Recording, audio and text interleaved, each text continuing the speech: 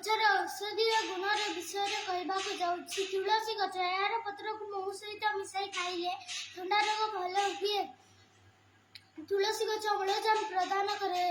तुलसी गचर chair को घोरी मुंडे लगाइले शुभ काम कले कार्य सफल हुए और नजर लगे नहीं। तुलसी गच सुखी गले यज्ञ काम लगे। निंब गचर पत्र को खाइले कुर्मी रोग भल हुए। एही पत्र को हलदी सहित बाटी लगाइले चर्म रोग भल हुए और काछुकुंडिया रोग भल हुए।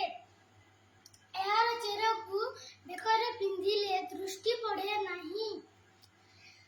बेल गछ यार पत्र को खाली पेट रे खाइले गैस्ट्रिक रोग भल हुए। बाटी की पीले पेट बेमार भल हुए। यार चेर को घोरी मुंडरे